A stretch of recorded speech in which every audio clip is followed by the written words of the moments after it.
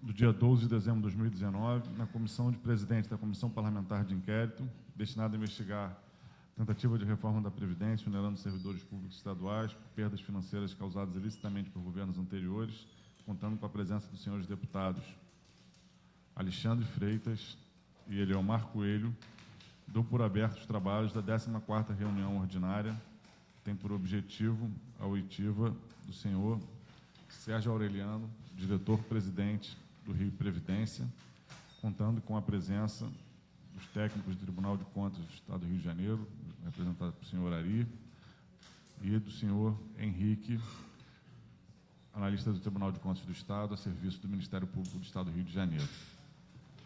Agradeço a presença de todas e todos e lembro que a gente, em alguns minutos, tem uma nova reunião, a princípio com a presença do Banco do Brasil, que não confirmou, pode ser que nos obrigue a fazer uma nova convocação para o ano que vem, mas a gente marcou uma reunião com o presidente do Rio Previdência para que a gente pudesse enfrentar alguns debates, ainda sem a presença do Banco do Brasil.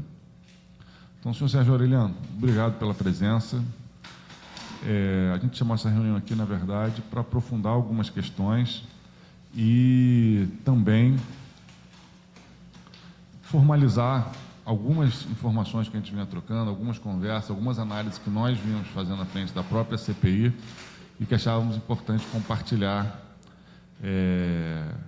coletivamente com os demais membros da Comissão Parlamentar de Inquérito e com Vossa Senhoria. Ao longo do trabalho dessa CPI, observando o histórico do Rio Previdência, as dificuldades que enfrentou e as dificuldades que continua enfrentando, tem um momento que é considerado um momento de inflexão, né, muito importante nas finanças do Rio Previdência, que é o momento da realização das operações de antecipação de receitas, inicialmente com a Caixa Econômica e o Banco do Brasil e, posteriormente, em Delaware, no mercado internacional. E a gente verificou que essas operações têm uma série de questões que a gente considera irregularidades, ilegalidades, que poderiam justificar até mesmo uma nulidade do contrato do ponto de vista legal. E a gente vinha discutindo aqui na Comissão Parlamentar de Inquérito, chegamos a pensar na possibilidade de, ou pela CPI, ou membros individuais que se dispusessem a assinar, mover uma ação popular buscando interromper o fluxo de pagamentos para o Rio Previdência, e depois optamos por tentar estabelecer uma mesa de negociação, uma vez que o Banco do Brasil, na última vez que esteve aqui presente, disse que se dispunha a retornar a essa casa numa reunião com a presença do Rio Previdência para debater aspectos do contrato, inclusive a possibilidade de algum tipo de renegociação. Bom, dentre as ilegalidades que a gente vê ao longo desse processo, a gente destaca algumas que saltam aos olhos, né? A primeira, já no contrato inicial com a Caixa Econômica e o Banco do Brasil, é um contrato que ultrapassa a gestão do governo anterior, né? Quando, na Resolução 43 do Senado Federal, no artigo 5º, diz que é vedado a realização de operações financeiras, né, que transcorram para governos posteriores.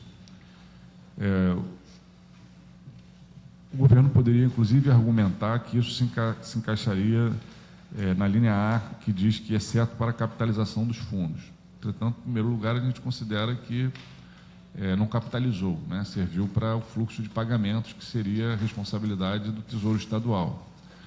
Em segundo lugar, quando a gente chega na operação de 2014, uma parte do fluxo financeiro não vai sequer para capitalizar, vai para refinanciar a operação anterior. Então, sequer é diretamente encaminhado para o Rio Previdência, então, conforme vedado na normativa do artigo 5º da linha B da resolução do Senado Federal, né? Além disso, né, quando o governo começou a buscar estruturar essas operações e fez a consulta da Secretaria do Tesouro Nacional, foi colocado que uma operação desse tipo não poderia ter garantias, pois se tivesse garantias, se configuraria como uma operação de crédito. A operação de 2013, né, pelo que a gente analisou, não tinha ali garantias claramente definidas. Mas na de 2014, a gente já viu a existência de contas reservas, de índices de índices, né, de cobertura, que passavam a configurar um contrato diferenciado de uma simples antecipação, significando, de fato, garantias para quem comprasse esses papéis, né? E a Caixa Econômica e o Banco do Brasil, dois bancos nacionais controlados pelo governo brasileiro, a Caixa Econômica, inclusive, um banco estatal, participaram do conjunto dessas operações e se beneficiaram. Hoje, dispondo de uma taxa de juros que chega a quase 20%, num cenário onde, na economia brasileira, a taxa de juros Selic está abaixo de 5%, a 4,5%, a gente tem juros, né, pré-fixados de 18,5%, então juros reais de 15%, uma taxa de juros que a gente não tem dúvida de que são taxas de juros abusivas. Além do mais, esses juros aumentaram a partir de um contrato absolutamente desproporcional para o Estado do Rio de Janeiro, que previa aumento da taxa de juros em caso de aumento do risco contratual, mas não previa diminuição da taxa de juros em decorrência da diminuição do risco. Então, a gente tem uma compreensão de que esses contratos de conjunto são lesivos para o Estado do Rio de Janeiro, guardam taxas de juros absolutamente abusivas e que se sustentam, inclusive, em algumas ilegalidades. No caso do contrato internacional, a gente ainda tem a questão de que só agora, recentemente, Vossas Senhorias concluíram o processo de tradução juramentada do contrato, né? Mais de 5 anos depois do contrato estar em vigor, depois de diversas cláusulas contratuais terem sido acionadas, penalizando o Estado do Rio de Janeiro, sem que essas cláusulas sequer estivessem traduzidas e juramentadas para que as autoridades do Estado tivessem ciência. Então, um dos debates que a gente faz na CPI é sobre a possibilidade de buscar nulidade do conjunto desse contrato ou de parte desse contrato, da parte que é firmada com agentes nacionais. No caso, mais especificamente, o Banco do Brasil e a Caixa Econômica Federal. Então, essa reunião hoje, vamos ver se o Banco do Brasil se fará presente, tem o objetivo de pautar essas questões. Em segundo lugar, eu recebi um telefonema do vice-governador na semana passada, já compartilhei isso aqui com os demais membros da CPI, em que ele me colocou que o governo do Estado também teria interesse em renegociar o contrato atual. Tivemos uma rápida conversa por telefone, não estendemos muito, porque a gente tinha essa reunião aqui marcada, e eu disse que pediria ao senhor que explicitasse aqui qual seria a ideia do governo do Estado no sentido de renegociar esse contrato. E peço que o senhor esclareça se essa intenção de renegociar, ela se dá, a princípio, movida por essa avaliação de que o contrato é lesivo, guarda inconsistências, então buscar uma repactuação dentro desse próprio contrato, ou se a proposta do governo seria fazer uma nova emissão buscando refinanciar o contrato atual, né? Isso não é um detalhe, né, é uma dúvida importante, que eu gostaria, então, de saber a opinião de Vossa Senhoria, para que a gente pudesse, enquanto CPI, no próximo período, ao caminhar para o término do relatório, poder incorporar essas questões. E daqui a alguns minutos, se o Banco do Brasil estiver presente, nós vamos pautar esses pontos com o Banco do Brasil. Registro aqui a presença do deputado Anderson Moraes. Então, passo a palavra para Vossa Senhoria dar uma primeira resposta e depois abrir para os deputados poderem iniciar o debate aqui. Bom dia a todos, bom dia, deputados, Flávio Serafim, bom dia, deputado Edelmar, deputado Anderson, deputado Alexandre, senhoras e senhores, Ari, Henrique. Bom, fazendo um relato que eu acho que a gente já fez aqui da primeira vez que a gente esteve aqui, quando eu cheguei em janeiro, né, logicamente que antes, um pouco, na transição, a gente tomou ciência dos contratos, né? E aí eu comecei a analisar os contratos, e a primeira ideia minha seria realmente fazer o que seria comprar toda a dívida e fazer um novo contrato com uma coisa mais razoável. Aí me deparei, se eu comprar a dívida, eu vou pagar mais caro do que ir até o fim do contrato. Ou seja, não é como um contrato normal que quando você antecipa o pagamento, você diminui a taxa de juros. Lá é o contrário. Lá, se você antecipar, você vai pagar mais caro. Tá? E aí, o que nós fizemos? Além disso aí, nós fizemos muitas alternativas, tá? E todas as alternativas que a gente levantava, tinha sempre alguma coisa que não era possível. Aí, o que nós fizemos? Fizemos um relatório completo de toda a situação que a gente achou no Rio Previdência, tá? Encaminhamos ao Tribunal de Contas, que inclusive faz parte da finalização do Tribunal de Contas no processo que tem, faz parte desse processo essa nossa nota técnica que nós encaminhamos ao Tribunal de Contas. Por quê? A gente estava chegando, eu não queria me vincular, tudo que eu tentava era não pagar, tá? Porque eu achava que era uma coisa abusiva. Primeiro, aquilo que o senhor comentou. Houve, lá em 2016, 6 meses após a emissão de 2014, aliás, de 2015, houve uma redução do barril de petróleo, uma série de outras coisas. E aí o que aconteceu? Pelo contrato, poderia a taxa de juros subir 2%. Mas como tinha lá uma cláusula que eles poderiam antecipar a amortização, o que eles fizeram? Eles deram mais 1% para não antecipar a amortização. E aí aumentou-se 3%.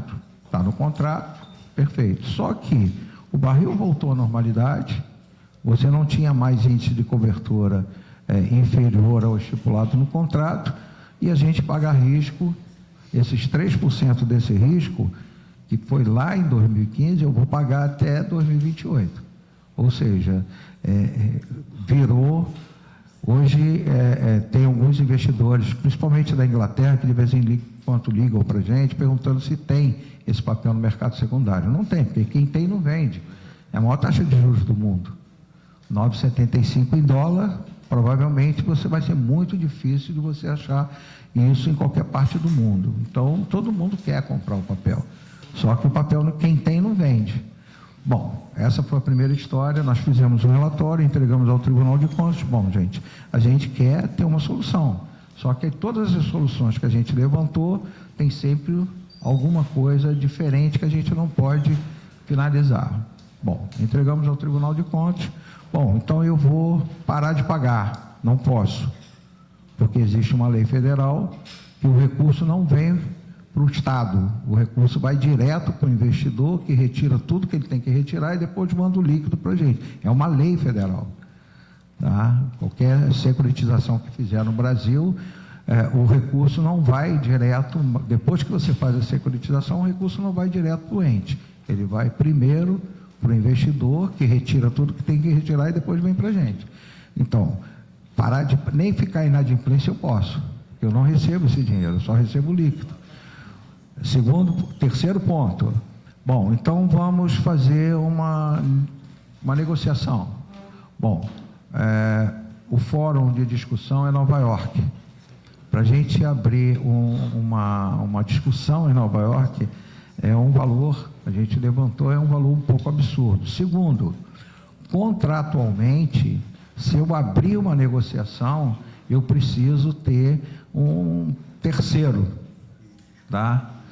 Que no caso, quando o contrato está em vigor, ou o Banco do Brasil, ou o BNP, a gente tem que ter um terceiro para abrir essa negociação. Para abrir a negociação, contratualmente, custa $1.200.000.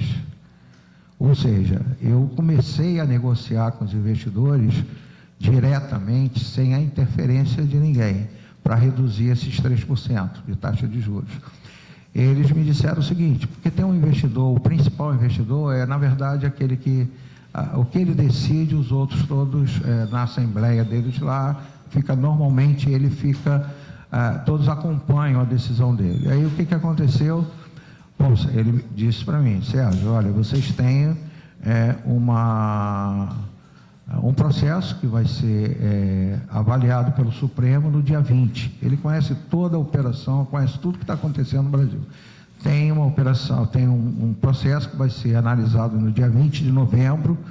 Se vocês forem vencedor, todo mundo sabe que aquele processo que a gente ganhou uma liminar é para não distribuir o royalties para o Brasil inteiro. Tá? A gente ficaria só com uma parte muito pequena do royalties. E aí, o que aconteceu? Foi adiado para março.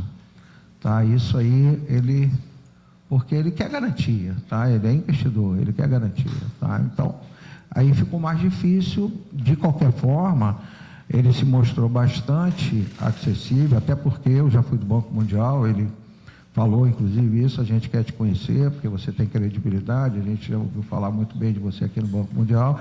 Então, ele quer me conhecer para a gente iniciar uma negociação, porque eu não quero, e outra coisa, se eu tiver sucesso, além do $1.200.000 que eu pago para abrir negociação, ainda tem 0,03% do saldo devedor. Ou então, por exemplo, se eu conseguir, qual era a minha ideia? Se eu não conseguisse reduzir a taxa de juros, tem uma conta reserva que é 3 serviços da dívida. Por que tem essa conta reserva? Porque se eu não receber nada de petróleo, eles vão receber o que eles têm de direito durante um ano. Tá? Então, existe uma conta reserva, isso é contratual, 3 serviços da dívida. Lá tem $1.600.000. Foi a minha negociação? Olha só, você me libera esse $1.600.000, que eu estou precisando de recurso agora para o meu fluxo, e você, para o futuro, vai montando novamente essa conta reserva, porque é contratual, tudo bem. Então, isso aí estava sendo negociado. Só que, para mim fazer uma negociação formal, eu vou pagar 200 milhões para liberar 800. Então, não tem sentido. Aí eu realmente abortei, eu falei, não assino uma negociação formal para pagar 200 milhões para receber 800. Na verdade, eu receberia líquido 600 e vou alimentar 200 milhões aí para alguém, que eu não sei nem quem é. Tá? Então, isso aí, fora de negociação. A gente realmente está negociando a redução da taxa de juros, esses 3% que foi feito lá desde 2016, eu estou negociando com os investidores. Tá? Agora, emissão de nova securitização, eu não tenho a menor intenção, não assinaria hoje nenhuma securitização, eu, Sérgio Aureliano, tá? não faria nenhuma antecipação de nada, tá? A não ser que a gente tivesse a possibilidade de fazer um novo contrato, aquilo que eu falei desde o início.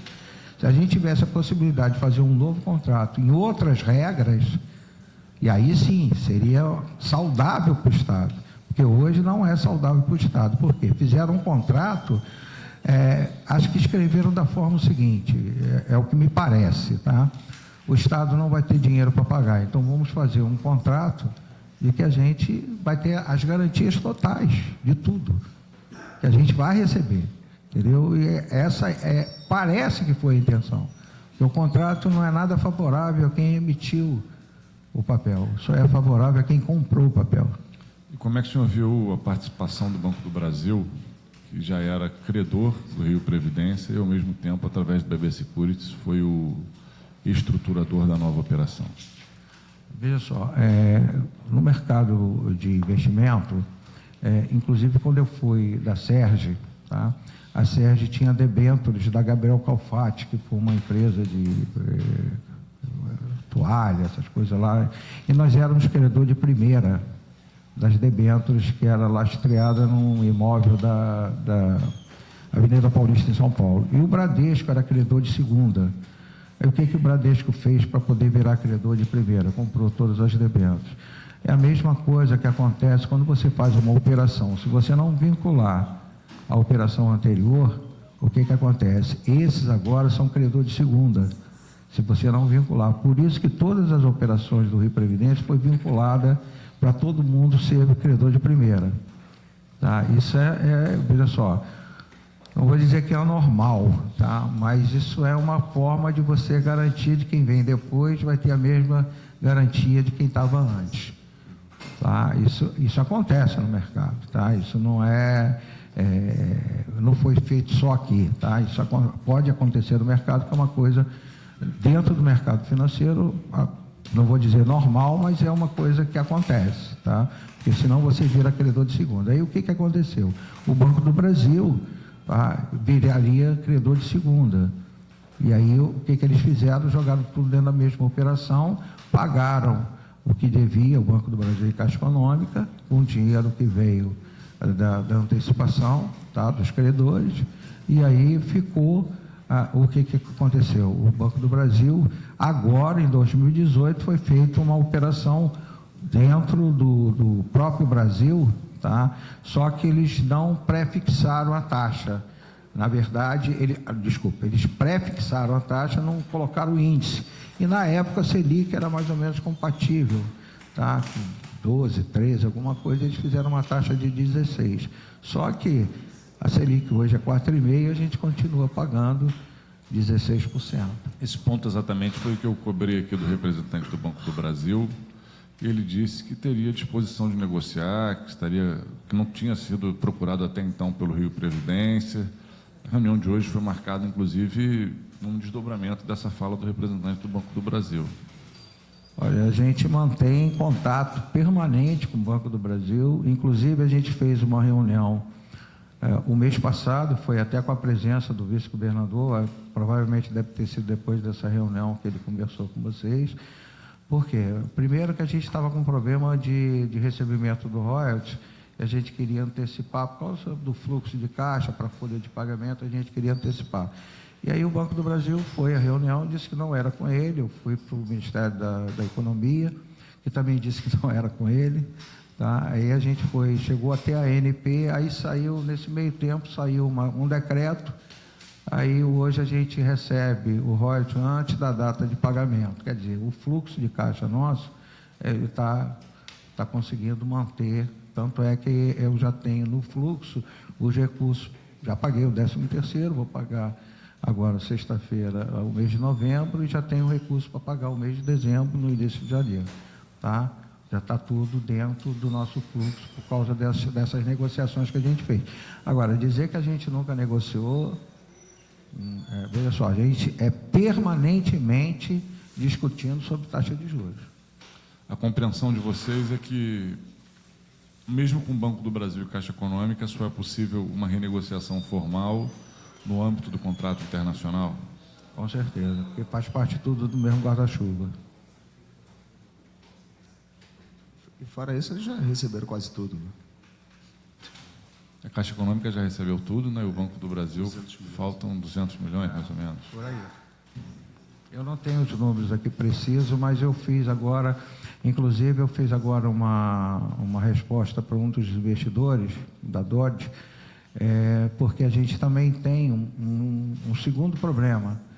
Tem a Shell e a Esso entrou com um processo alegando que o campo Sarnambi faz parte também da jazida do campo Lula, eles querem participação.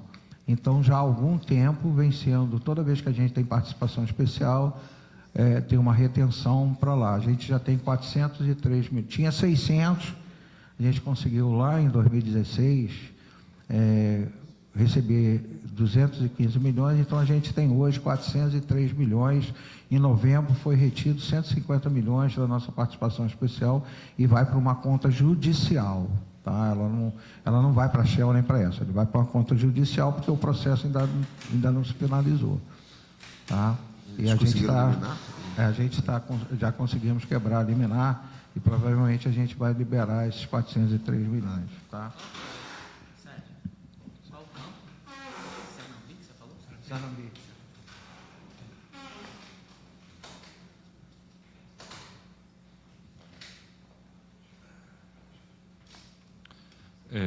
Bom, então, essa possibilidade de renegociação aventada pelo vice-governador, hoje ainda é uma hipótese. Infelizmente, a gente já estava bem avançado com os investidores, mas ao transferir a votação do Supremo para março, eles acharam melhor aguardar um pouco mais para falar sobre a redução desses 3%, que eu acho que não tem nada a ver.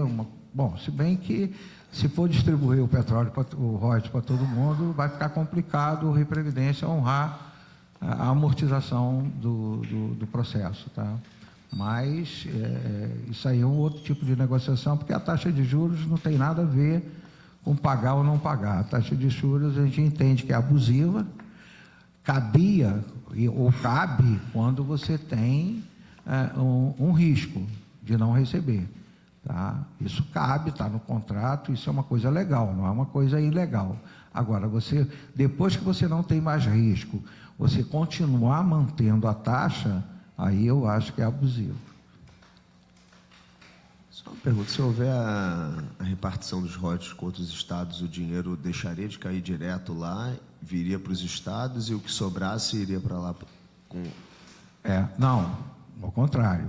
Se vai dividir para todo mundo, em vez de a gente receber, por exemplo, a gente recebe normalmente 2 bilhões no bruto, tá? A gente, se for distribuir para todo mundo, a gente vai receber tipo 800 milhões. Aí a gente não teria como, porque não vem para a gente, eles vão direto para eles, vão tirar tudo e a gente não vai receber nada. Isso atinge também o FECAM e... FECAM, juros... No microfone, por favor. Desculpa. FECAM, juros, né? Os juros da operação e amortização do saldo devedor. O FECAM, ele vai anterior à operação ou posterior? Não, é posterior à operação. Primeiro é remunerado a operação. Isso. Aí o que sobra vem para o Estado, primeiro sobra o FECAM... vem para o Rio Previdência. Na verdade, não passa no Estado, né? Vai direto para o Rio Previdência, porque está vinculado, uma conta vinculada ao Rio Previdência. Mas antes de ir para o Rio Previdência, é deduzido a parte do Já FECAM. é deduzido FECAM, tudo isso, tá? Juros, porque o dinheiro não vem aqui, o dinheiro vai para o Banco do Brasil, o Banco do Brasil faz a retirada de todos os valores, encaminha para os investidores e o líquido ele manda para a conta do Rio Previdência. O senhor está ciente de que o governo encaminhou para cá uma emenda constitucional buscando utilizar recursos de royalties do petróleo vinculados ao FECAM e ao FISED, indo para o Tesouro, para poder efetuar, inclusive, pagamentos com o pessoal, etc. A gente tem entendimento de que o gasto com royalties do petróleo tem uma limitação para ser gasto com o pessoal, né? A não ser no caso da capitalização da Previdência, que acaba sendo um gasto indireto com o pessoal. O senhor chegou a ter ciência dessa discussão? Na verdade, eu não participo dessa discussão. Mas, de qualquer forma, esse FECAM já não vem para o Rio Previdência mesmo, porque ele já é retirado antes, só vem para nós o líquido, tá? Isso está numa conta lá específica do FECAM.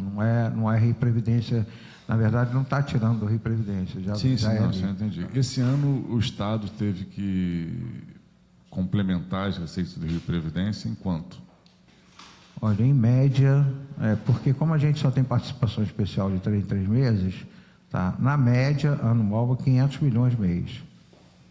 Tá? Dá mais ou menos 500 milhões vezes 12, dá mais ou menos 60 milhões. Então, ao final do ano, para além das contribuições patronais... 6 milhões mês. 6 milhões ano, desculpa. 6 bilhões anos. Então, no final do ano, além das contribuições patronais e além do que sobra de repasse de royalties e participação, porque uma parte vai para pagar a operação, o Estado do Rio de Janeiro tem que injetar mais 6 bilhões por ano. 6 bilhões. Bom, esse ano foi um pouco menos, porque a gente conseguiu, em negociação, liberar 1 bi 400 da conta reserva, que já tinha 3 bilhões, era muito mais do que 3 serviços da dívida. Aí a gente negociou, lá em abril eu liberei 1 bi 400, tá? Isso foi um recurso extra que foi feito, tá? E a gente tem outras fontes de receitas também, tá? Dívida ativa, e tem outras fontes de receita. E tem recebido essas fontes? Tem recebido normalmente. Tá? Dívida ativa está recebendo quanto? Eu não tenho esse valor aqui de cabeça aqui, mas posso passar depois para vocês, que está contabilizado. E vocês têm recebido as receitas que foram incorporadas recentemente pela Assembleia Legislativa, como percentual de loterias? Normalmente vem. Loteria, 8% do Duda, do Detran, isso está tudo contabilizado lá. Imposto de renda já está incorporado? Esse não, porque, veja só, a alegação é de que não tem uma regulamentação. Então, e aí é uma discussão no governo se imposto poderia vincular. Tem uma discussão. Tem uma discussão se imposto poderia vincular. Mas, veja só, como isso seria para o plano financeiro, entrar no Tesouro, no final vai ter que voltar, porque o aporte vai ter mensal. Entendeu? No final, só não fica carimbado. Mas, tecnicamente, você diminui o déficit atuarial, né? Não, o déficit atuarial não, porque o plano financeiro não tem déficit atuarial. O plano financeiro tem insuficiência de cobertura, ele não tem déficit atuarial. Déficit atuarial é quando você tem patrimônio, tá? Porque é o dinheiro que falta e você tem que aportar valores para amortizar o déficit. No caso de plano financeiro, ele é de repartição simples, ou seja, despesa igual à receita. Como a gente calcula atuarialmente o longo prazo, ou seja, aquilo que aquela pessoa vai receber até a extinção do benefício dele e traz a valor presente, tá? E aí isso aí chama-se insuficiência de cobertura. Ele não tem déficit, ele tem insuficiência de cobertura, ou seja, até o final dele, o Estado, por exemplo, no nosso caso lá, atuarialmente calculado em 31 de dezembro de 2019, 653 bilhões que ele vai gastar até a última pessoa morrer, seja o servidor ativo ou o pensionista. Tá? 653 bilhões. Bilhões. Trazido tudo a valor presente, é o custo desse plano. Do Fundo Isso Financeiro. é basicamente governo federal, só para ficar claro.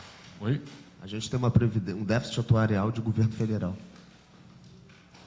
Deputado, não fala déficit, fala insuficiência de cobertura. Eu discordo muito disso.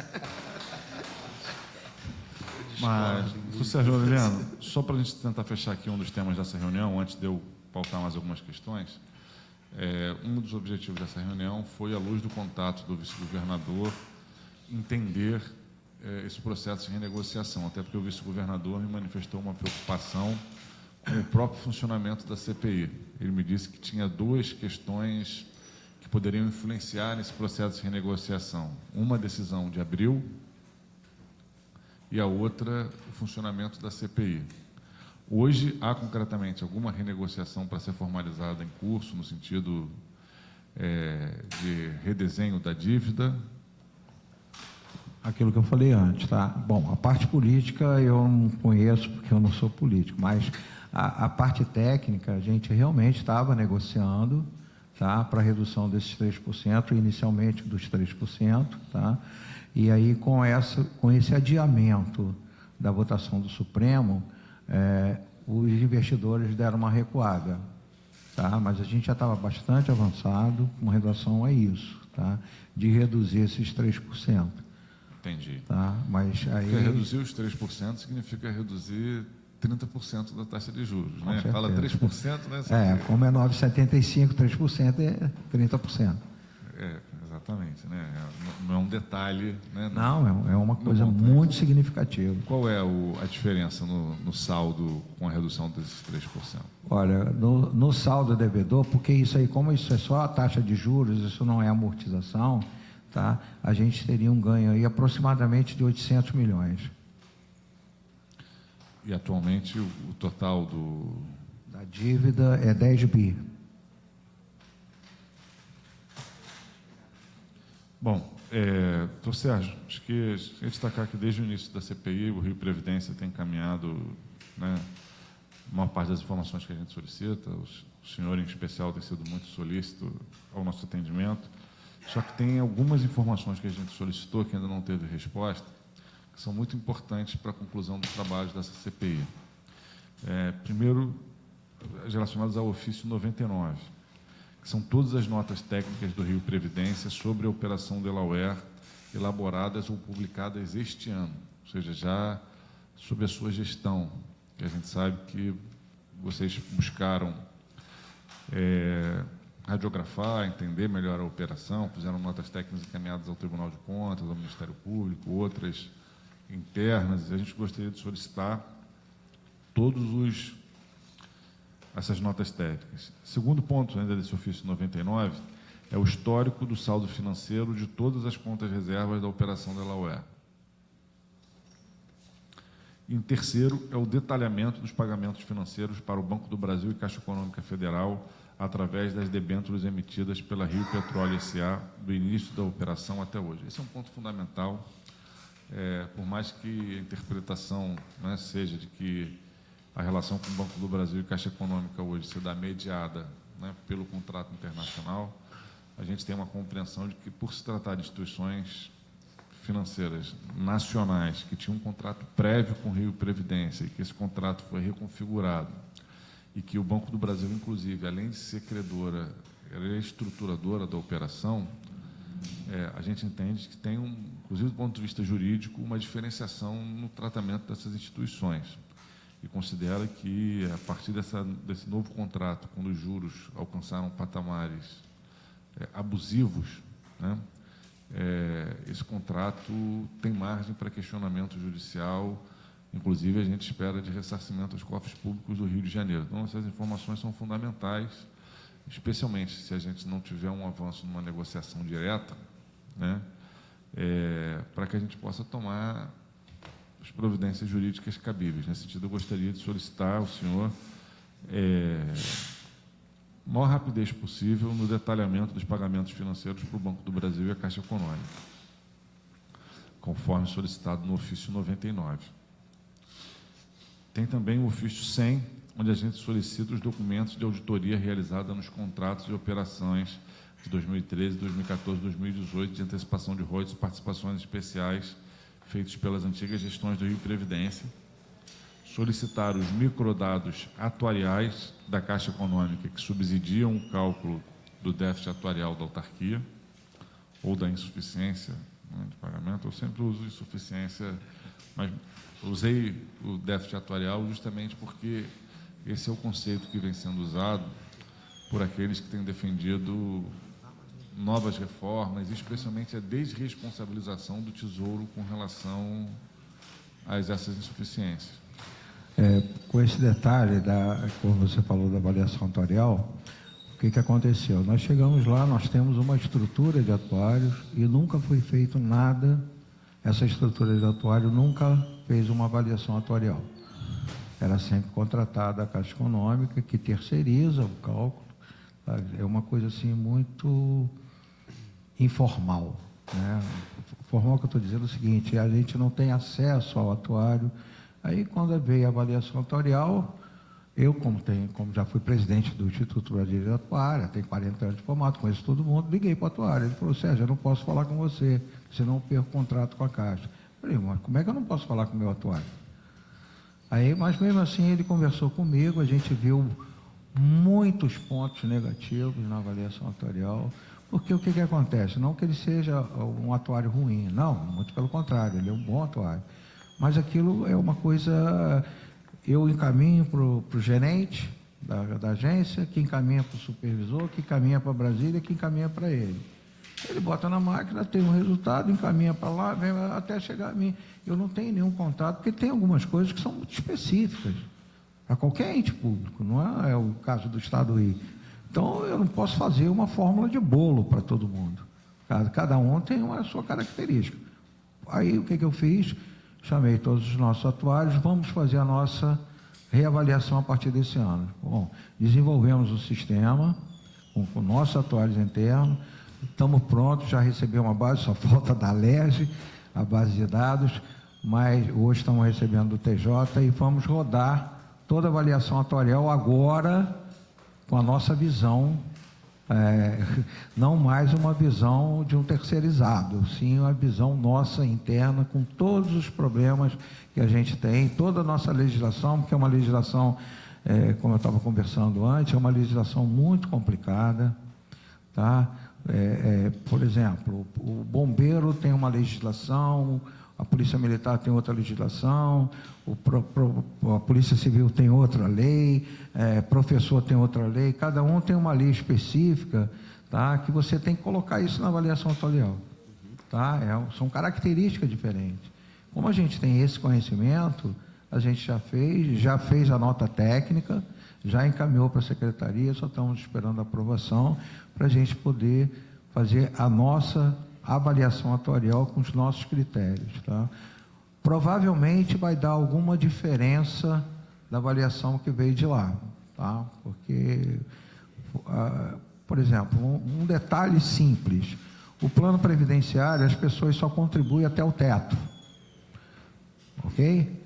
Só que ele só recebe o teto depois de aposentado, então, com a legislação, ele não vai contribuir nada depois de aposentado, e veio a contribuição futura de aposentado na avaliação atuarial, quer dizer, então é uma coisa que sem cabimento. A gente tentou consertamos 4 vezes, mas mesmo assim a gente tinha um prazo para contábil, para publicação de balanço, as coisas todas, acabou a gente aceitando muita coisa que a gente não concorda. Então esse ano vai modificar muita coisa. Contribuição patronal no plano previdenciário é de 28?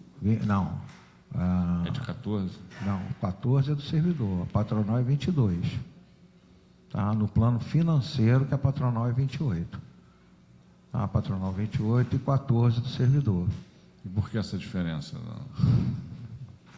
Não me pergunte, porque esse ano a gente vai avaliar para saber se existe realmente essa diferença.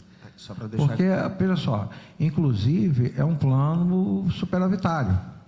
Como é um plano superavitário, qualquer contribuição acima do equilíbrio atuarial gera superávit. É o que está acontecendo no plano previdenciário. Ele gera superávit. Senhor presidente, só fazer uma parte, desculpe, que até, na verdade, a distorção é até inversa, né? Do Ministério Público. Obrigado, deputado. A distorção, na verdade, não é nem se essa patronal deveria ser aumentada, mas, pelo contrário, se faz sentido... O servidor. Os servidores que já estão pagando ali 11%, estavam pagando 11%, num regime equilibrado. Se faz sentido eles serem onerados a 14%, eles estão num regime totalmente separado daquele que está, enfim, né, enfrentando esse déficit, em desequilíbrio. Então, a discussão até é outra, né? Só fazendo essa pequena parte. Só que a gente agora vai para um detalhe, auto-aplicável da emenda constitucional 103, eu não vou poder cobrar menos do que a União cobra do servidor, que é 14%. E não tem como eu reduzir, ou propor reduzir, né? Agora não tem mais. Vai cá entre nós, acabou que, embora seja lei, mas de certa forma é uma aberração, né? É um regime que estava em equilíbrio. Aí cada vez mais vai gerar mais superávit, que não serve para nada, porque eu não posso aumentar benefícios. Vai acabar induzindo a migração de...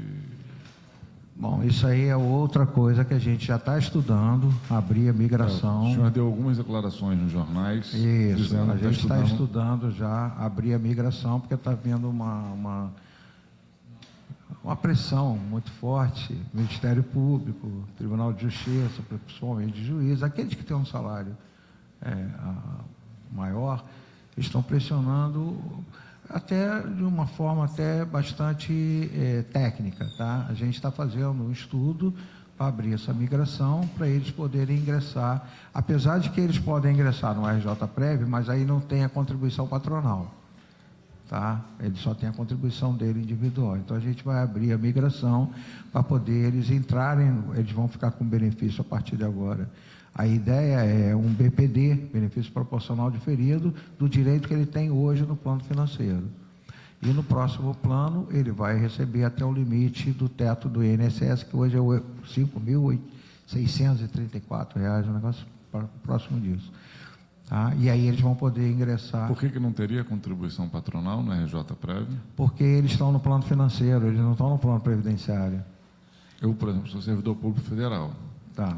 Você, para entrar no FUNPRESP, O governo abriu a possibilidade de migração. abriu, é o que a gente vai fazer. Você Mas não se eu poderia entrasse, entrar. então. Aliás, você poderia entrar na FUNPRESP se você não tivesse naquele pessoal que estava no FUNPRESP, você poderia ingressar no FUNPRESP, mas não teria contribuição patronal, só a sua.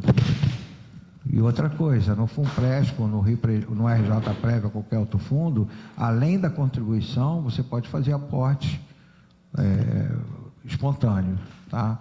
Muita gente faz aporte espontâneo. Hoje a gente teve, não é fazendo propaganda, mas a gente teve a segunda rentabilidade do Brasil no RJ Prev. Tá? E qual é essa rentabilidade? 17 ponto alguma coisa.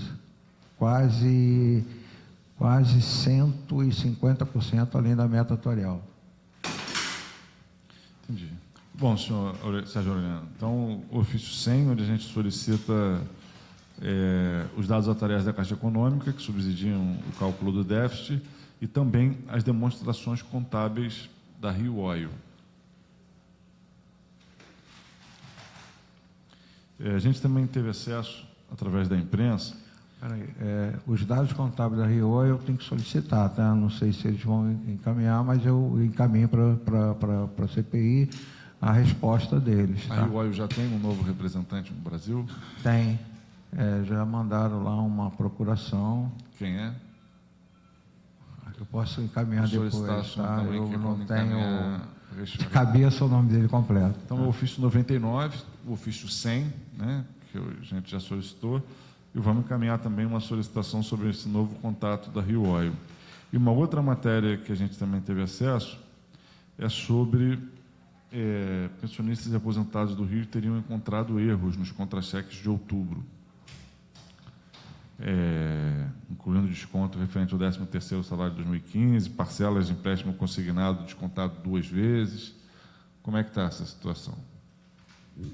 Olha, eu, como não tenho a gestão da Folha, eu não tenho como te responder, desculpa, não tenho como responder ao senhor, tá?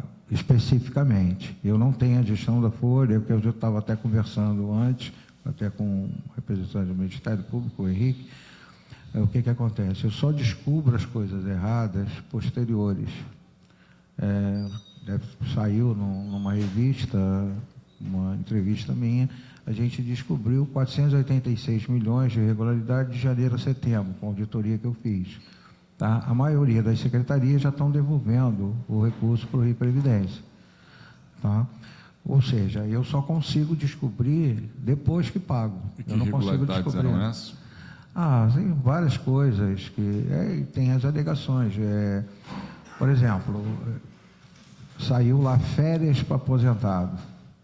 Tá? Mas a alegação é o seguinte: na folha do Estado, está lá o servidor, no dia que ele se aposenta, vem uma marca combinativo.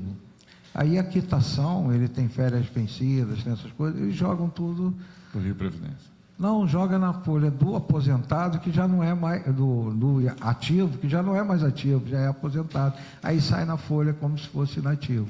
Isso eles estão ressarcindo, a gente já fez a gestão junto com as secretarias, todas elas já estão, tem uma conta específica, eles estão devolvendo para o Rio Previdência. Tá? Se a gente tivesse a gestão, talvez isso não acontecesse, porque a gente iria verificar antes, quando mandasse alguma coisa para incluir na folha, a gente saberia se aquilo é ou não, aí a gente poderia segurar antes de acontecer. Veja só, não é fraude, é só porque... Erro administrativo. Entendeu? Bom, perfeito. A única coisa que realmente a gente teve um êxito bastante grande foi com a prova de vida, tá? Com o recadastramento. O recadastramento deu para a gente aí uma redução bastante significativa, de quase hoje. Logicamente que ainda tem algumas pessoas que vão lá, se recadastram, mas hoje a gente tem 17 mil aposentados e 8 mil pensionistas que não se recadastraram. Uma população bastante significativa. Mais de 10%, né? Mais de 10%. Total da folha. Exatamente. Atualmente está ao redor de 190 mil. Veja só, essas pessoas, tá, podem se recadastrar depois, eles vão ser incluídos nas folhas posteriores, tá? Eu tenho um retrato, a média de não comparecimento está em torno de 400 pessoas mês. Tá? Logicamente que os 2 últimos meses, você tem lá mais de 5 mil, mas na verdade cai depois para a média normal de 500, 600 pessoas mês. Mas foi assim, a gente vai ter uma redução na folha sim, de quase 200 milhões. E teve algum poder em especial que tenha tido alguma taxa que se destacasse? Não, porque eu não tenho acesso. O TJ não fez recadastramento. Ah, não? Quem fez? O Alerj me pediu, eu fiz o recadastramento para a Alerj. A gente descobriu algumas pessoas também que não compareceram para recadastrar e a Alerj cortou o benefício, tá? Ele fez um convênio comigo e a gente fez o recadastramento para a Alerj. TJ não está nem aí. Ministério Público. Também não. Ah, beleza. Quando o dinheiro é dos outros, ninguém está preocupado. Então, eu vou encerrar essa reunião, vou abrir Eu gostaria a de segunda. perguntar algumas coisas. Tá, então, pergunta. Bom, Deputado boa tarde Alexandre. a todos e a todas.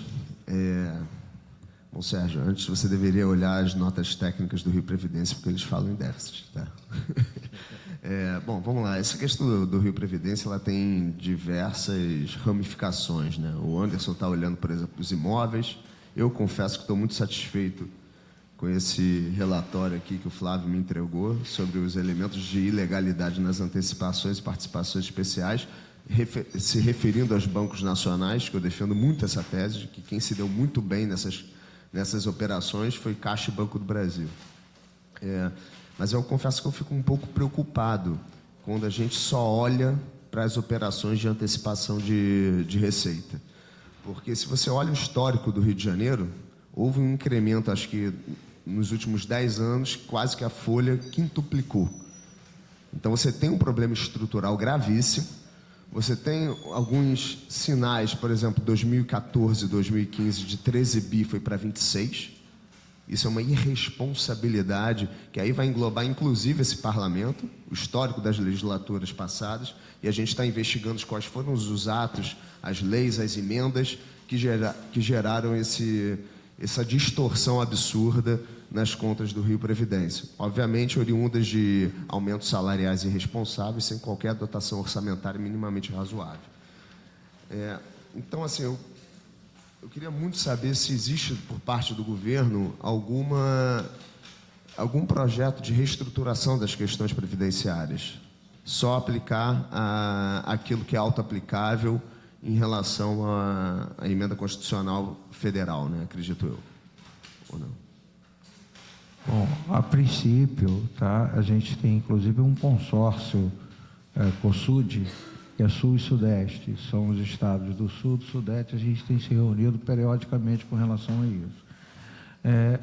Até agora, o que já se manifestou e já encaminhou para as assembleias algum tipo de reforma, até porque eles precisam por causa dos 11 para 14, tá? Isso aí é imediato. Então, já encaminhou São Paulo, Rio Grande do Sul, tá? Que já encaminharam. Rio de Janeiro, Minas, Espírito Santo não vai aderir totalmente, vai aderir em parte, tá? Santa Catarina ainda está estudando, está fazendo as legislações, como todo mundo. Eu também estou fazendo legislação, mas isso aí é uma questão política, não é uma questão técnica, tá? De aderir ou não. Tem a parte técnica que a gente alimenta, tá? Mas aí tem a questão política de se vai aderir ou não. E aí o que está acontecendo? Está acontecendo que cada estado está fazendo um tipo de reforma. Maranhão também está em parte, já encaminhou, já até aprovou. Goiás está em parte. Tem alguns estados que estão fazendo ela total, tem outros que não. Aí o que vai acontecer? Você vai ficar com parâmetros diferenciados. O servidor de São Paulo vai ter uma condição de aposentadoria diferente do servidor do Rio, e vai ter uma condição diferente do servidor de Goiás. Quer dizer, todos eles são servidores de um ente público com condições diferentes, pelo que eu tenho ido muito a Brasília, né, acompanhar de perto mesmo a reforma. A PEC paralela, eu não acredito que ela vai ser aprovada, tá? Pelo que eu vejo, né? Isso é a minha visão, eu não sou político, mas eu tenho uma visão de acompanhar os processos. Provavelmente ela não vai ser aprovada, tá? Mesmo que ela seja aprovada, o ente público tem que aderir, ela não é obrigatória. Você vai aderir a ela, né? E aí, por exemplo, se o Estado aderir à PEC paralela, se ela for aprovada e a gente aderir, todos os municípios do Estado terão que aderir também, a não ser que você faça uma lei local dizendo que não vai aderir. Tá? Essa é a redação que está na PEC paralela. Quais os principais pontos da PEC paralela? Na PEC paralela é basicamente a mesma coisa da emenda constitucional 103. Ela não tem grandes modificações. A única coisa que tem lá diferente é o PIS/PASEP, que era uma emenda constitucional que a gente encaminhou. A do empréstimo consignado foi incluída na PEC 103, na emenda 103, mas a imunidade do PIS/PASEP não. Mas na PEC paralela ela vem não imunidade, mas vem reduzindo a contribuição, ou seja, a gente não vai contribuir mais sobre tudo que arrecada, e sim sobre a parte da taxa de administração. É uma redução, eu pago quase 80 milhões de PIS/PASEP mensal. É um valor absurdo. Onde constava que não poderia ser usado a antecipação que não fosse para fins de caixa? Na resolução para capitalizar? Do Senado Federal, resolução 43 do Senado Federal. E chama atenção também que o mesmo dispositivo consta na LCP 163, no artigo 1º, inciso 2º. Então, em tese, aquele aporte do Tribunal de Justiça foi feito de forma ilegal também, porque diz que aquele dinheiro o recurso só pode ser feito se for para capitalizar. E, obviamente, que não foi, já que o déficit lá naquela época, e eu repito, déficit, era insuficiente, ou seja, não tinha como pagar. Então, se a gente vai rever essa questão, a gente tem que rever também o empréstimo do Tribunal de Justiça, porque foi feito de forma totalmente ilegal. Bom, eu espero que o Rio Previdência tenha noção de que o problema da Previdência no Estado do Rio de Janeiro é estrutural. A gente teve, por exemplo, 2014, 2015, se não me engano, um aporte do Tesouro de 9 bilhões. Então, fora a questão dos royalties, que é basicamente todo o dinheiro dos royalties vai para 1,3% da população fluminense. A Previdência do Rio de Janeiro é um reprodutor de desigualdade e de pobreza. E a gente precisa reformar isso quanto antes. Só para complementar. A Previdência do Estado custa ao Estado 40% de todo o orçamento. Todo o orçamento do Estado, 40% vai para a Previdência. 1,3% da população fluminense. É uma coisa muito absurda. Doutor Aureliano, uma última pergunta, eu gostaria de saber a opinião do senhor sobre a possibilidade de nulidade desses contratos. Bom, eu gostaria muito, tá? Com a nulidade do contrato, né, a gente iria recuperar uma parte, tá, do Rio Previdência, a gente recuperaria. Não totalmente, porque, na verdade, o valor do royalty é uma folha, né, basicamente isso, sobraria muito pouco, né, sobraria os 9%, né, porque, na verdade, a gente recebe líquido 1.100 bi, e a folha é 1.600. Mas, bruto, a gente receberia 2.100. Tá? Quer dizer, a gente... Por mês que você está? Mês. Não, trimestre. Trimestre. A participação especial. Porque mês é 100 mil... Não, porque a folha 1.600 é mês. Mês. Total. Tá? Continuaria tendo participação, não totalmente, mas teria participação do Estado, continuaria tendo. Com essas coisas que a gente conseguiu de antecipações, tá? O Estado reduziu bastante a sua participação esse ano. Mas o ano que vem eu não sei se eu vou ter condições de ter essas recuperações, tá? E aí o Estado volta a ter o problema dos aportes mensais, que é bastante significativo. Qual que você acha que vai ser o impacto das regras de aplicação imediata na questão do custo previdenciário? Vocês têm essa estimativa? Olha, custo como se a gente aderisse à emenda constitucional? Tudo que tem aplicação imediata, quanto que reduziria o déficit previdenciário? Tem esse estudo?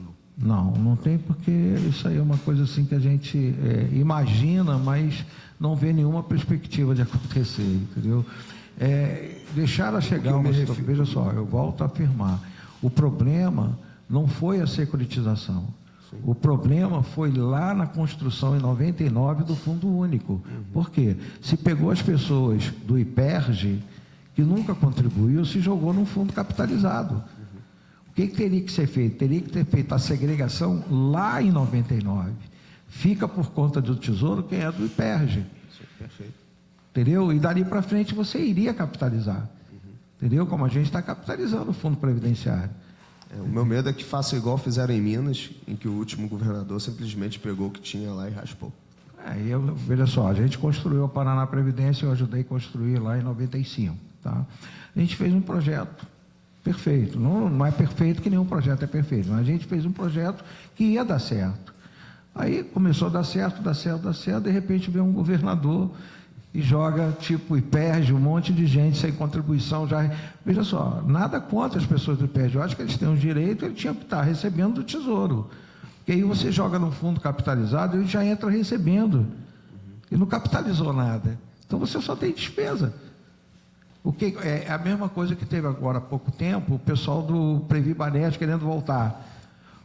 Aí me perguntaram, qual é o valor que tem que colocar lá? O valor atual de tudo que eu vou pagar para frente, eu não tenho fábrica de dinheiro. Eu vou calcular, quanto tempo você vai viver. Você vai viver 10 anos, eu preciso de 10 vezes para pagar ele. Então, você tem que me dar esse dinheiro. Agora, imagina sendo um dos únicos deputados que questiona esse tipo de conduta, mas tudo bem. Eu gostaria de saber se o doutor Henrique e o doutor Ari querem fazer uso da palavra. Bom dia a todos, agradeço, senhor presidente, pela oportunidade de estar aqui. Fazer alguns comentários bem pontuais para também não avançar muito. Falando um pouco o entendimento que a gente tem lá dentro do GAESF, eu acho que todo o esforço do Rio Previdência tem que ser no sentido de reduzir a taxa de juros dos contratos. A gente fica muito preocupado quando escuta que está havendo um refinanciamento, sem entender exatamente o que está por trás dessa palavra de refinanciamento. A gente tem muito temor, né, até pela experiência pretérita, de ver alguns refinanciamentos que, por exemplo, elevaram juros ou apenas alongaram a dívida. E isso, no frigir dos ovos, apenas gera mais pagamento de juros, ou seja, mais despesa corrente para o Estado, né? Então, a gente fica muito preocupado também com o alongamento dos contratos. Então, se for haver uma renegociação apenas alongando os contratos e sem alguma redução de juros, pelo menos ao meu ver, não posso falar em nome do Dr. Vinícius, mas parece que muito provavelmente os órgãos de controle não vão aprovar algo dessa natureza, porque você, de certa forma, está só rolando. Uma nova emissão também a gente acha extremamente lesiva, porque dá seguimento a essa política de estar rolando uma bola de neve que nenhum governo vai pagar e cada nova gestão que entrar vai sofrer ainda mais. Tem uma lei da Alerj que ela foi revogada, né, autorizando novas emissões. De qualquer forma, fica esse alerta aqui até para a Casa Legislativa de ter muito critério numa eventual tentativa de mudança legal que permita uma nova emissão. A gente entende que, inclusive, os valores já pagos devem sim ser discutidos, especialmente com os bancos nacionais, uma vez que a nossa Constituição ela é bastante protetiva em relação ao equilíbrio financeiro dos contratos. Eu acho que tem um grande exemplo que acabou de acontecer aqui, que foi na sessão onerosa, né? Não sei se vocês acompanharam de perto o debate, mas a Petrobras ela foi indenizada sim, por um contrato que ocorreu lá atrás. Não lembro o ano exatamente, 2008, acho que foi o contrato da sessão onerosa. Ela foi indenizada em, se não me engano, 33 bilhões por um fato pretérito que já ocorreu. Eles estimaram que a Petrobras lá atrás pagou um pouco mais do que ela devia pelo barril do petróleo. Teve um novo leilão e a Petrobras foi beneficiada. Era um fato completamente pretérito. Não tem nenhuma explicação para você estar revendo isso a essa altura, mas por entender que o equilíbrio do contrato lá atrás foi descumprido, houve essa indenização. E a gente vai na mesma linha aqui também. embora já tenha sido pago, não tem problema. Eu acho que o debate de discutir se foi razoável ou não esse pagamento de juros, esse spread para a Caixa e Banco do Brasil, que no contrato original era ali na casa de 6%, na renegociação de assalto esse spread para 7,5%, e hoje esse spread, né, que é a comparação entre o que se paga e o que o juros nacional da Selic está pagando, já chega a mais de 16%, é completamente inadmissível, enfim, desproporcional, irrazoável, enfim. Então, deve sim ser buscado tanto uma negociação em relação aos pagamentos futuros, mas também ao que já foi pago. Cabe sim, talvez, uma indenização ao Estado do Rio de Janeiro. De uma forma bem objetiva, eu quero frisar, por exemplo, essa questão dos juros adicional do waiver. Como já bem recordado, tinha uns tais de 2% adicionais que eram previstos em contrato e a gente pagou esse 1% extra. Se a gente recordar, esse pagamento adicional estava condicionado a ser reduzido caso houvesse cumprimento de 3 itens, que era a interrupção, tirada da preferência do pagamento da indenização União. Indenização essa que está em vias de terminar de ser paga agora, se não me engano, 2020 ou 2021. Tem um valor muito residual, ou seja, em tese, esse fator está praticamente cumprido. O FECAM era tirar a preferência do FECAM em relação aos investidores. Esse item também foi cumprido recentemente, graças a uma lei complementar aprovada aqui pela LERJ, se não me engano, em 2018. E também, se fosse retirada a preferência do pagamento da Caixa do Banco do Brasil nos contratos. E esses contratos também estão em via de ser liquidados, agora em 2020 serão liquidados. Ou seja, os 3 fatores que estavam condicionando esse 1% adicional simplesmente já estão cumpridos agora em meados de 2020. Ou seja, talvez de pronto seja 1% que a gente deva assumir, não. Isso tem que ser feito de forma imediata. E a gente entende que todo esforço de negociação tem que ser envolvido pelo Estado. Para elaborar essa operação foram movidos, enfim, diversos consultorias, bancos, advogados, um envolvimento em larga escala da PGE, e eu aproveito também para perguntar, a PGE tem acompanhado essa movimentação de renegociação? Porque, enfim, a PGE possui grandes quadros, possui pessoas habilitadas que, inclusive, ajudaram a formar a operação, e talvez seja a hora deles também abraçarem uma tentativa de correção, enfim, dos desequilíbrios que acabaram que as operações tomaram. Então, fazer esse apelo, um esforço de negociação integral para a redução desses juros e muita atenção para que uma eventual renegociação não seja simplesmente deixar o problema para as novas gestões. Houve um esforço muito grande dos órgãos de controle, o Ministério Público tentando evitar a Operação 2018, o Ministério Público Especial do Tribunal de Contas, a área técnica do TCE, embora o plenário não tenha seguido esse entendimento da área técnica, mas uma tentativa de evitar a Operação 2018 justamente para que a gestão atual não fosse prejudicada. Não conseguimos, mas agora o nosso esforço continua da mesma forma, que a gestão atual não leve o Estado para uma situação de endividamento ainda maior. Tá bom? Essas são as minhas ponderações. Obrigado pela palavra. Doutor Ari, fazer uso da palavra. Bom dia a todos. Queria cumprimentar ao doutor Flávio Serafim, também ao deputado Alexandre Freitas também. Bom dia ao doutor Sérgio Oreliano e ao meu amigo aqui de tribunal do MP, né, Henrique. Eu só queria fazer umas ponderações a respeito da lei que transfere os recursos que possibilitam, né, o Banco do Brasil transferir diretamente para os investidores, né? Se eu não me engano, essa lei ela fala basicamente de securitização, né? E a questão colocada aqui já pela própria CPI, já largamente debatida, isso não foi uma securitização, foi uma operação de crédito. Talvez essa lei não se aplique, essa transferência direta do Banco do Brasil para o investidor não se aplique nesse caso específico, porque essa é uma operação de crédito, não uma securitização. Então, talvez um questionamento, aí o Rick falou muito bem, sobre os quadros da PGE, que pudesse, né, verificar a possibilidade de realmente parar essa transferência direta do Banco do Brasil para os investidores antes mesmo do Banco do Rio Previdência. Acho que seria importante de verificar essa possibilidade, doutor Sérgio. Só mais uma questão que eu acho também que seria importante falar. a respeito desse questionamento sobre a nova estruturação da Previdência Estadual, né? Acho que seria importante, já falei com o senhor já algumas vezes, eu queria deixar isso aqui assim, bem mais claro, trazer para essa discussão também os órgãos de controle a respeito dessa nova possibilidade, desses novos pontos da Previdência Estadual. Seria importante discutir isso, exatamente, até a questão mesmo da elaboração do sistema atuarial, seria outro ponto que a gente queria também discutir.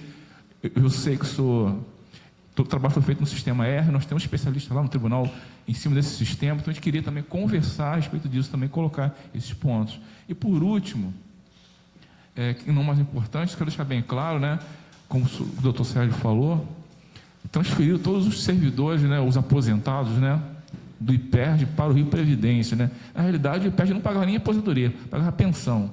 Quem pagava o aposentado era o próprio Estado. Só para deixar claro aqui e pontuar isso, que os servidores que eram ligados ao IPERJ, eles pagavam contribuição, tá? 9%. Quem não contribuía é a parte patronal. Aí, órgãos, poderes, esses não pagavam, mas os servidores pagavam sempre 9% dos valores lá do contra-cheque, tá bom? Obrigado, doutor. Obrigado, Ari. A gente, inclusive, analisando a bibliografia, a gente viu que alguns autores chamam esse modelo pré-institutos previdenciários de regime administrativo, né? Porque, na verdade, os servidores eram vinculados diretamente ao Tesouro. Então, é por isso que, inclusive, a questão da contribuição patronal não fazia tanto sentido, porque o Tesouro era quem pagava e pagaria para si próprio.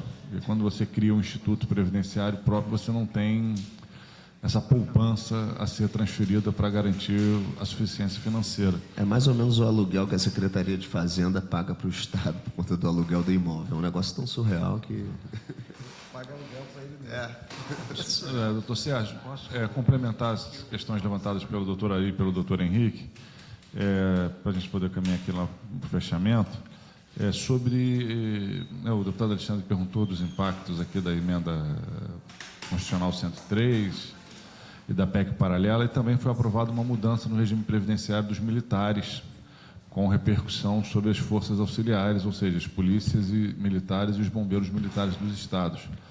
Se essa mudança vai impactar o nosso regime previdenciário aqui, porque essa me parece, inclusive, que não tem que ter adesão, né? Ela é impositiva e altera o sistema previdenciário dos estados. Isso.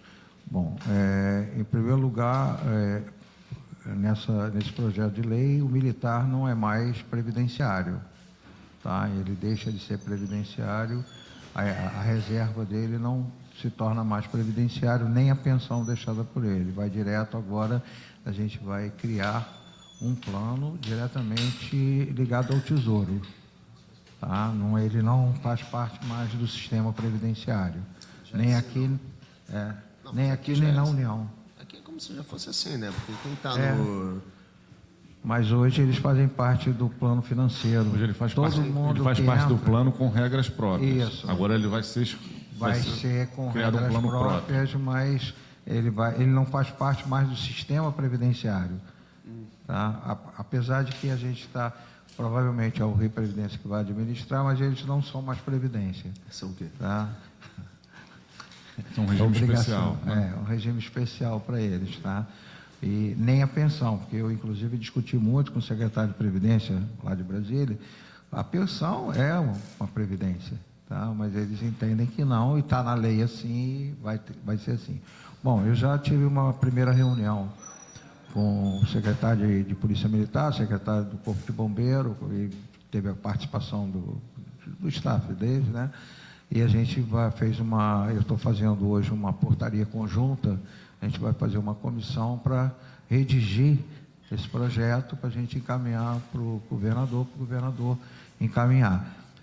Veja só, a gente tem um prazo de 2 anos para fazer isso, tá? Mais de 2 anos é amanhã, né? A gente sabe que 2 anos corre muito. Pelo seu cálculo inicial, vai haver um aumento na despesa? Aumento de despesa, porque reduz a despesa, reduz a captação. Que eles vão passar de 14 para primeiro ano 9,5 e depois 10,5. Tá? E aí vai reduzir. Outra coisa, inclusive a pensão agora é paritária, tá? E vai ser 100%, ou seja, se você perder um dependente, você continua recebendo 100%. Tá? Por exemplo, tem 4 dependentes, virou 3, você não recebia 90%, você recebia 100%, agora vai continuar, virou 3 dependentes, um dependente recebe 100% do aposentado, ou se ele fosse, na verdade ele é aposentado, né? Da reserva, ou se ele estivesse na reserva no momento. Então, algumas coisas vão mudar e tem impacto financeiro. A gente está dimensionando esse impacto financeiro também para levar para a reunião, tá? Para ir ver o que a gente vai fazer. De qualquer forma, como a lei me dá um prazo de 30 dias para fazer um decreto para eu pegar esse prazo de 2 anos para apresentar, porque é um projeto longo que vai vir para cá, para a Assembleia, para votação, e não é um projeto que é auto-aplicação. Não é auto-aplicável? Não é auto. Eu tenho 2 anos para fazer. Se eu não fizer em 2 anos, aí é auto-aplicável. Mas se você fizer, você pode fazer com diferenças? Não fizer? Não, daqui a 2 Não, anos. se você fizer, você pode fazer vai fazer com diferença financeira para o Estado, sim. Não, a pergunta não foi essa. Você pode alterar o texto para adaptar para a realidade do Estado do Rio de Janeiro? Não, eu tenho que fazer exatamente o texto que está na lei, porque leva todos eles para a mesma regra das Forças Armadas. Então, se fizer ou não fizer, dá no mesmo. Dá no mesmo. Eu só tenho esse prazo, tá? Não, no caso não economiza, porque vai aumentar. Aqui o Rio de Janeiro cobra 14%, vai cair para a regra dos... Então é melhor não fazer, em tese, para as contas públicas, né? No quadro atual da composição dos servidores do Estado, eu imagino que o impacto seja muito grande, porque a gente está já há uma década. A gente está há uma década onde os servidores que a gente mais contrata são servidores da área da segurança pública. Isso. Atualmente, veja só, como não vai ser mais previdência, não vai ter mais calculatorial. A gente vai continuar fazendo para ver o valor atual de todo compromisso futuro, tá? Mas legalmente eu não preciso mais apresentar o calculatorial deles, tá? Porque eles não são mais previdência. Como é que está lá a regra de aposentadoria deles? Deles? Eles têm a regra de aposentadoria. E pode se aposentar quantos anos, você? 30 anos, só que agora vai passar para 35. 35 anos, mas e qual a idade limite? 60? Não, aí a idade limite vai ser a mesma da regra das Forças Armadas. Qual que é mesmo? Não, cada posto tem uma idade limite. Por exemplo, soldado é 50 anos, aí assim sucessivamente, tá? Chega até acho que 67, me parece que é coronel. Mas é a mesma regra das Forças Armadas. Tem uma tabela já publicada, tá? Tem uma tabela publicada dentro da lei e vai ter a mesma regra. Isso vai estender um pouco, né? Os militares vão ficar mais... Não, mas o que já está na ativa, ele vai ter um pedágio só de 17%. Sim. Tá? Ele não vai direto 5%, ele vai ter um pedágio de 17% para quem já está na ativa, do tempo que faltava para ele completar os 30 anos. Tá, mas se ele fizer 35 e ainda não tiver idade limite, ele se aposenta? Não se aposenta, ele vai ter que ter as regras. Bom, o senhor também foi de comentar as respostas deles? Tá. Bom, com relação à negociação, não existe nenhuma possibilidade de a gente aumentar prazo. Se tivesse possibilidade de reduzir o prazo, eu pegaria agora. Mas não tem nenhuma possibilidade da gente aumentar prazo, tá? É aquela coisa, você manter a doença por mais tempo, né? Então, como é uma coisa ruim, se fosse uma coisa boa, tá, a gente reduziria, logicamente, aumentando o prazo, iria reduzir tudo que eles amortizam. Aí isso poderia ser, de imediato, bom para o fluxo financeiro do Estado.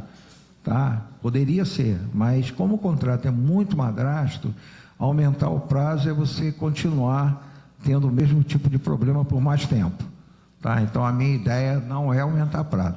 A minha ideia inicial é reduzir aqueles 3% que foram dados lá, voltar à taxa inicial de 6,75.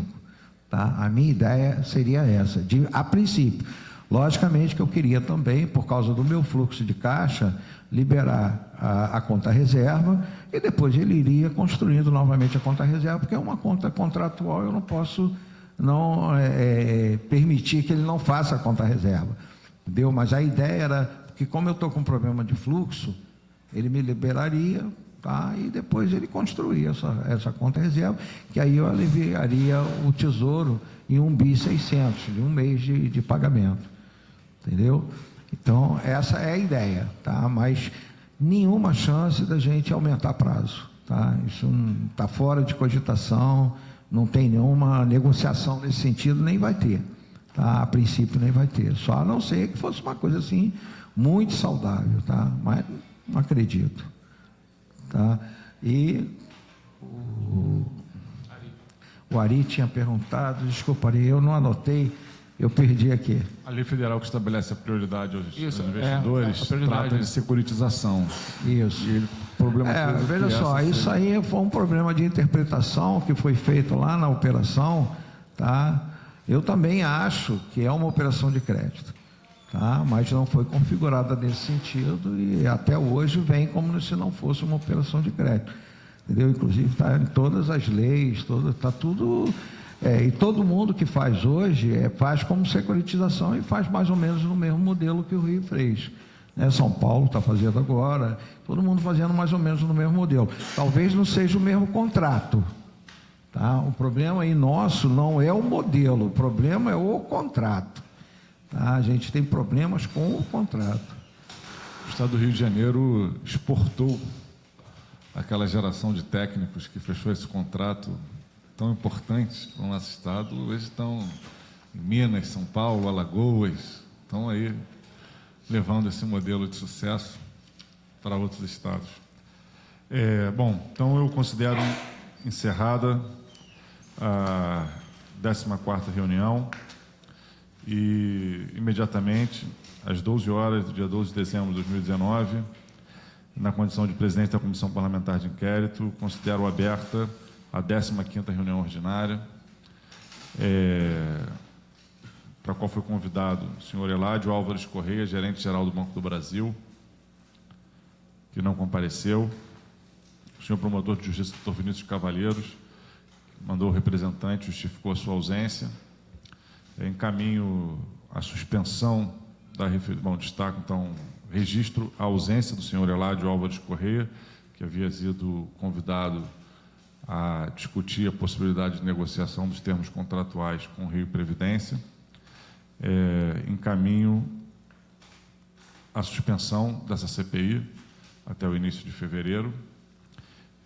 E nada mais havendo a tratar, gostaria de agradecer a presença de todos os deputados, membros da comissão e demais presentes. Está encerrada também a 15ª reunião ordinária.